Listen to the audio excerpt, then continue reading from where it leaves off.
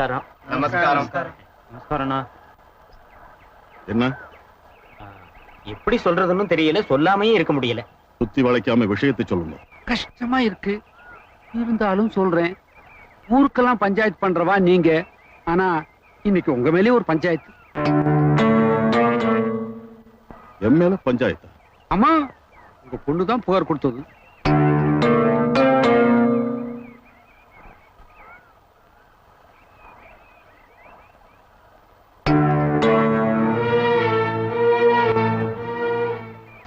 நான் பஞ்சாயத்து பண்றச்ச மத்தவா எனக்கு எப்படி கட்டுப்பட்டு நடந்துக்கிட்டாலோ அப்படியே நானும் கட்டுப்பட்டு நடக்கிறது தான் முறை. என் பேர்ல வந்த புகார் என்னன்னு சொல்லுங்க, நான் என் சமாதானத்தை சொல்றேன். சமாதானம் சொல்ற அளவுக்கு மேட்டர் ஒண்ணும் பெருசு இல்ல. வானுகையில் ஒரு பத்திரம் இருக்கே, அதுல தோப்பனாருங்கிற முறையில உங்ககிட்ட ஒரு சின்ன கையெழுத்து கேட்கிறா. நான் இவளை 10 பண்ணினதை ஊரே பார்த்தது, அப்புறம் என்ன பத்திரம் புண்ணாக்குன்னுட்டு? இதோ பாருங்க, வானு ஒண்ணு உங்க சொத்துல பங்கு வேணும்னு கையெழுத்து கேட்டு வரல. அவ சொந்த பிரச்சனையில இனிமே நீங்க தலையிடக்கூடாது, அதுக்காகத்தான் ஒரு கையெழுத்து கேட்டு வந்திருக்கா. 10 பண்ணது நிஜம்னா பத்திரத்துல கையெழுத்து போடுறதுதான் பெரிய மனுஷத்தனம். சரி, பத்திரத்துல என்ன வாசகம் இருக்குன்னு முதல்ல அவளை படிக்க சொல்லுங்க. திரு சீனிவாச சாஸ்திரி அவர்களின் ஒரே மகளான பானுமதி என்கிற நான் எனது உடல்நிலை காரணமாக என் கணவர் கோபாலனுக்கு இன்னொரு திருமணம் செய்து வைக்க நினைக்கிறேன். குடும்ப வம்சா வழிக்காக நான் சுய நினைவுடனும் முழு மனதுடனும் தான் இந்த முடிவை எடுத்துள்ளேன். இதற்கு என் தகப்பனாரான சீனிவாச சாஸ்திரி அவர்களும் முழு சம்மதத்தை தருகிறார். இப்படிக்கு அனுமதி. மொத்தத்தில் இந்த பத்திரத்தினால உங்களுக்கு எந்த கஷ்டம் கிடையாது. கண்ணை மூடிட்டு கையெழுத்து போடலாம். போடுங்க. மாட்டேன், நான் இதுல கையெழுத்து போட மாட்டேன். ஏன் போட மாட்டேன், அவ்வளவுதான். பதவிப்படுறதுனால பிரயோஜனம் இல்ல. என்ன காரணம் சொல்லுங்க. இதோட உங்க பொண்ணு வாழ்க்கை பாழா போறதே நினைச்சு மாட்டேங்கிறீங்களா? இல்ல என் புருஷனுக்கு வம்சா வழி இருக்க கூடாதுன்னு நினைச்சு மாட்டேங்கிறீங்களா? என்ன காரணம் சொல்லுங்கப்பா. என் தோப்பனார் தான் மௌனமா இருக்கார். பஞ்சாயத்துக்கு வந்த பெரியவா நீங்களும் மௌனமா இருந்தா எப்படி? கேளுங்க.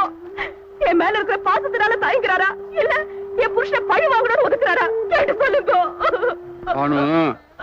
என்னதான் சாஸ்திர சம்பிரதாயம்ங்கிற போர்வையை போத்திருந்தாலும் உள்ளூர தோப்பனாருங்கிற துடிப்பு இருக்கத்தானே செய்யும். அப்ப கௌரவத்தை பார்க்காம எங்க ஆத்துக்காரர்கிட்ட வந்து நான் சத்தியத்தை வாபஸ் வாங்கிக்கிறேன், எங்க ஆத்துக்கு வாங்க மாப்பிள்ளை கூப்பிட சொல்லுங்க. அது எப்படி? அப்படி செஞ்சா அக்ரஹாரத்துல இருக்கிறவ அத்தனை பேரும் இவரை பார்த்து கைவிட்டி சிரிச்சிட மாட்டா. அதை பார்த்தா ஒண்ணு கதி அதோ கதி ஆயிடும். ஒண்ணு மட்டும் முக்கியம் இல்ல, சாஸ்திரம் சம்பிரதாயம் அதை விட முக்கியமாச்சே. எது முக்கியம்னு அவரே முடிவு பண்ணட்டும்.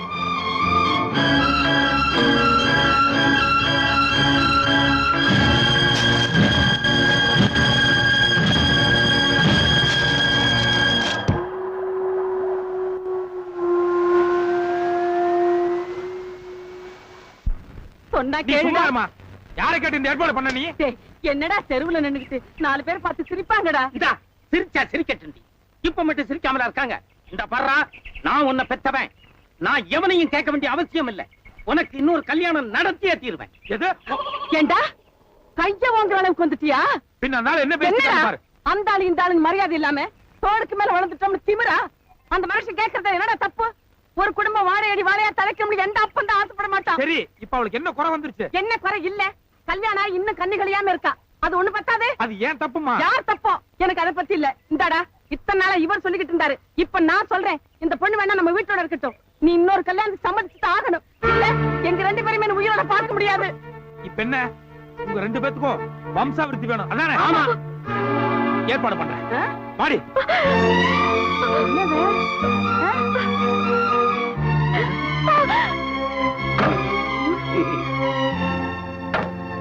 போங்க எல்லாரும். இங்க என்னைய வேடிக்கை பார்த்துட்டு போங்கம்மா. போவீங்களா? அங்க எங்க போற பரத்தால? ஆத்துக்கு. ஆத்துக்கு இந்த பக்கம் தான் போணுமா? போ அந்த பக்கம். போ. ஒண்ணும் யார் வரக்கூடாது. ஏய்யா, உனக்கு பஞ்சாங்கம் பார்க்க தெரியுமில்ல? பஞ்சாங்கம் எதுக்கடி இப்போ? அட புரியாம பேசாத, போய் எடுத்து பாப்போ.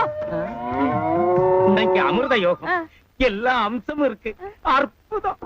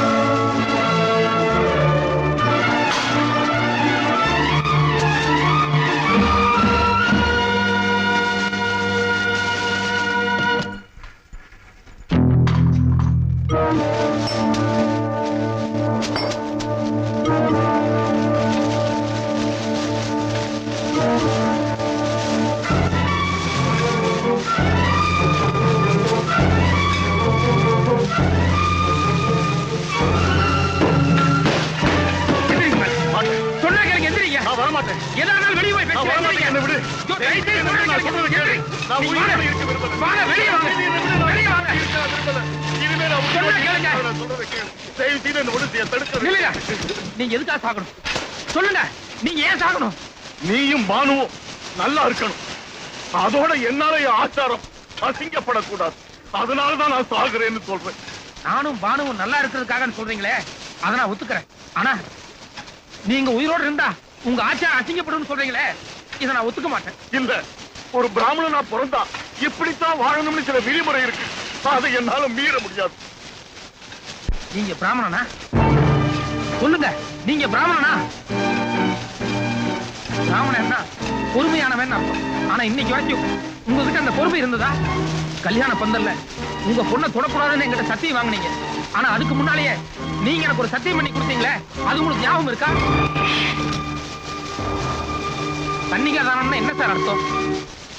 இந்த சனத்திலிருந்து இவன் பொண்ணு இல்ல, உன் மனைவி, இது இந்த ஊரறிய உலகறிய உனக்கு நான் சத்தியம் பண்ணி கொடுக்குறேன் இப்படி சொல்லிதானே என் கை மேல உங்க பொண்ணு கையை வச்சு தண்ணி ஊத்தி தார வாத்தீங்க. இது கூட அக்னியை சாட்சியா வச்சு தானே நடந்தது.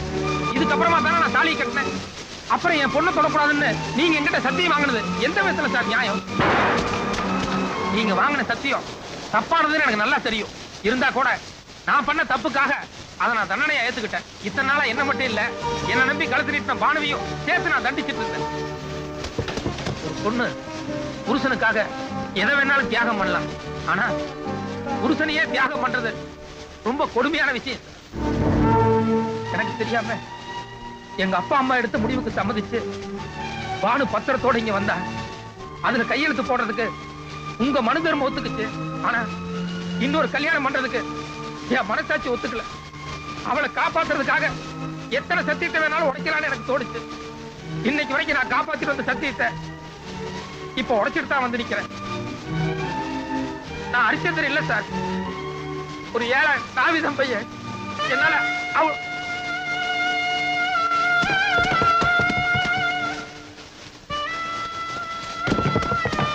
எல்லாத்துலயும் தங்கமா இருக்கிற நீங்க இந்த ஒரு விஷயத்துல மட்டும் இவ்வளவு பிடிவாதமா இருந்ததுனால உண்மையிலேயே என்ன மாதிரி ஆட்கள் எல்லாம் தீண்ட தகாதவங்க தானே எனக்கே சந்தேகம் வந்து.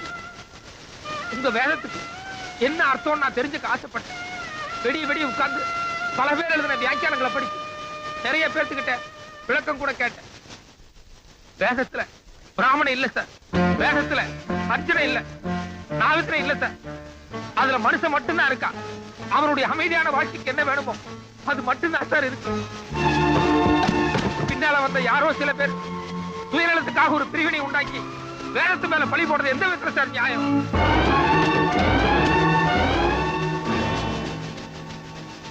ஏதோ நான் பாதிச்சதுனால நான் இவ்வளவு தூரம் பேசுறத நினைக்காதீங்க.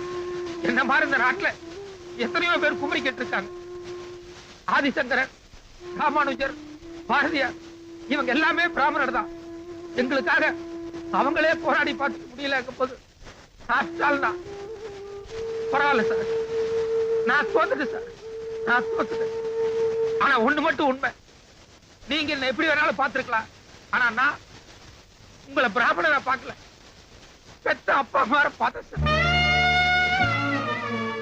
நீங்க உயிரோடு இருந்து என்ன எப்படி வேணாலும் தண்டிங்க சார், தாய்க்க. ஆனா நீங்க செத்து என்ன வாழ வைக்காதீங்க சார்.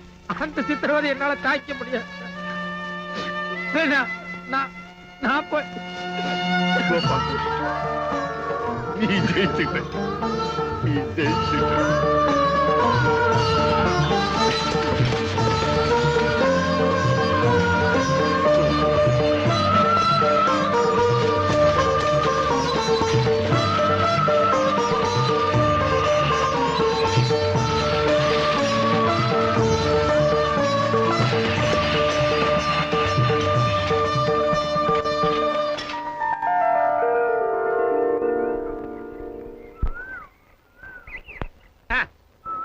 ரெடி ஆஹா, ரெடி இப்படி ரெடி மேல உட்காருங்க. நானா? ஆமா, உங்க பக்கத்துலீங்களா? ஆமா சம்பந்தி நெசமா தான் சொல்றீங்களா? ஆமா, உட்காருங்க.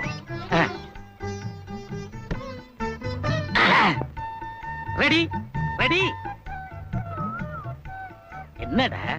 அவரு வயசு என்ன, உன் வயசு என்ன? அவரு ஜாஸ்தி, அவரு படிப்பு என்ன, உன் படிப்பு என்ன? அதுவும் ஜாஸ்தி. அப்புறம் இது என்ன? ரொம்ப ரொம்ப ஜாஸ்தி. போட்டோவில் நானும். யாருங்க அது மூஞ்சி உம்முன்னு வச்சிருக்கிறது? Smile please. ஸ்மைல் ப்ளீஸ்னா சிரிக்கணும்.